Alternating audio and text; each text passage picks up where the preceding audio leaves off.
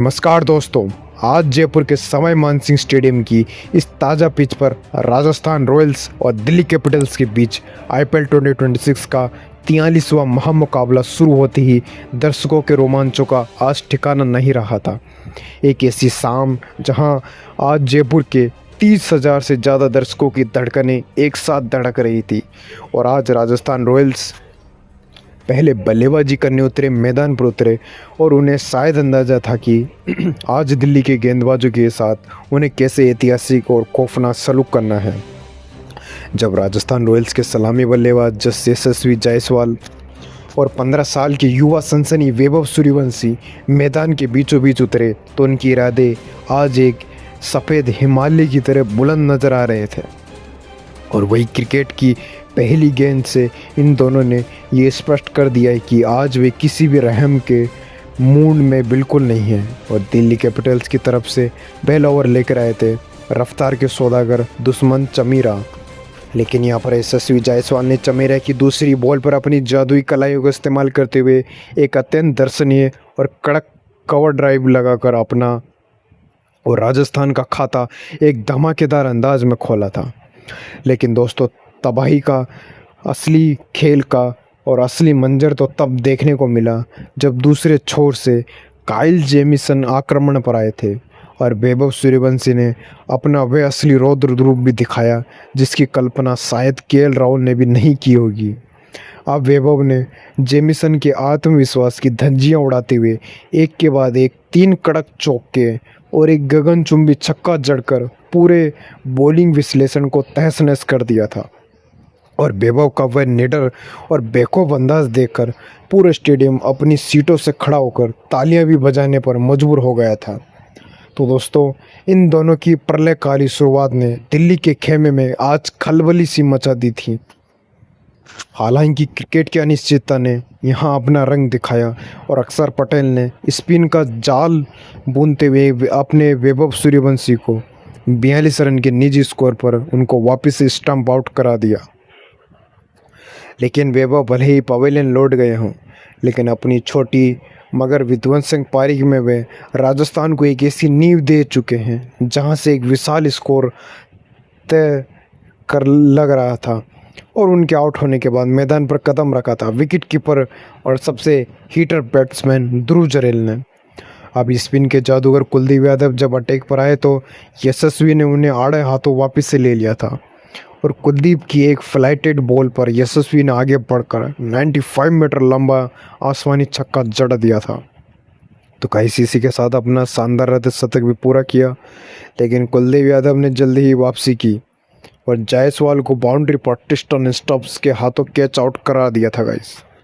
अब मैदान पर आए थे रियान पराग। अब रियान ने आते ही अपने तेवर दिखाए और नीतीश राणा की बॉलों पर लगातार 2 कड़क चौके जड़कर अपने इरादे भी साफ कर दिए थे। वहीं दूसरी तरफ ध्रुव जरेल भी 40 रन बनाकर काइल जेमिसन की एक फास्ट बॉलर का शिकार बन गए थे।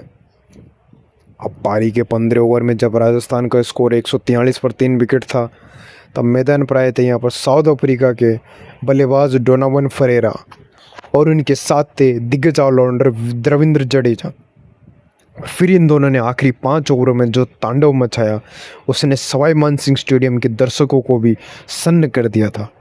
अब फरेरा ने दुश्मन चमीरा के एक ही ओवर में 3 गगनचुंबी और बिजली की गति वाले छक्के जड़ दिए थे। वही रविंद्र जडेजा ने अक्षर पटेल की बॉलों को मिड विकेट के ऊपर से दर्शक दीर्घा में भेजकर दिल्ली की उम्मीदों पर पानी भी फेर दिया था। अब आखिरी ओवर में शुभम दुबे ने भी आकर 2 बॉलों में 8 रन बनाए और राजस्थान रॉयल्स ने 20 ओवरों की समाप्ति पर 218 रन का लक्ष्य दिया, वो भी 5 विकेट के नुकसान पर। एक पहाड़ जैसा लक्ष्य अब दिल्ली कैपिटल्स के सामने खड़ा कर दिया था। तो दोस्तों, अब दिल्ली कैपिटल्स के सामने 219 रनों की एक अवैध चुनौती थी। जब केएल राहुल और साहिल पारक रन चेस के लिए मैदान पर उतरे तो राजस्थान के कप्तान ने अब बॉल थमा दी थी यहाँ पर रफ्तार के सौदागर जोफ्रा आर्चर को।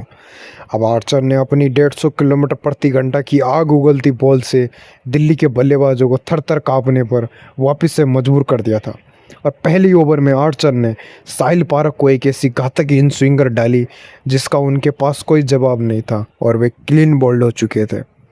अब इस शुरुआती झटके के बाद केएल राहुल और नीतीश राणा ने अब पारी को मलबे से बाहर निकालने की कोशिश तो करी, लेकिन राहुल आज अपनी विंटेज क्लास दिखा रहे थे।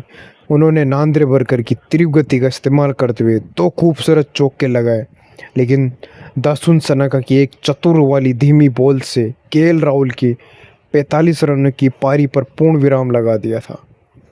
लेकिन दोस्तों, मैच अभी भी जिंदा था, क्योंकि मैदान पर थे पावर हिटर्स समीर रिजवी और ट्रिस्टन स्टब्स।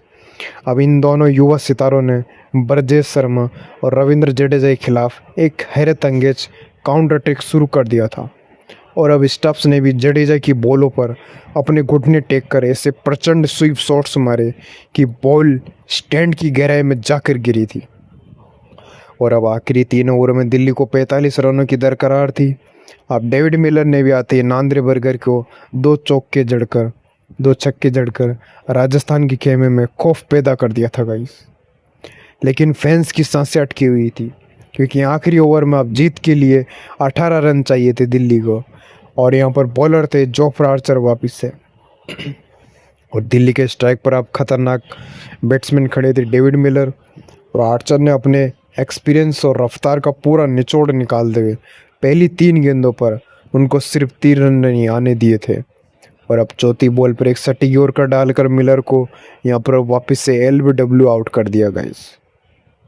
अब अभिषेक पोरेल ने आकर कोशिश तो जरूर करी दिल्ली के लिए, लेकिन आर्चर की उन जादुई बॉलों के आगे आज फिर से दिल्ली कैपिटल्स 15 रन पीछे रह गई थी गाइस।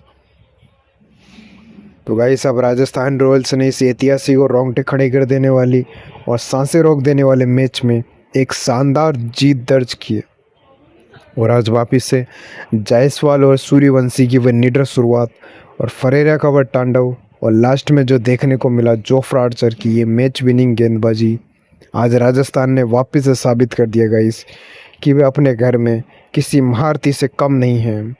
तो दोस्तों, ये मैच सच में IPL 2026 के सबसे यादगार मैचों में से एक बन चुका है। अगर आपको राजस्थान रॉयल्स की इस जीत का सबसे बड़ा हीरो कौन लगता है, हमें कमेंट करके ज़रूर बताइएगा, और आपको ये वीडियो ज़रूर से अच्छा लगा होगा, और अपने मन से भी पूछिएगा अच्छा लगा हो तो आपके चैनल क्रिक विद गुरु को सब्सक्राइब करना बिल्कुल मत भूलिएगा, और लाइक कीजिएगा ज़रूर। तो गाइस, आपको ऐसे ही मिलती रहेगी हाईलाइट वीडियोस। तब तक के लिए गाइस, बाय।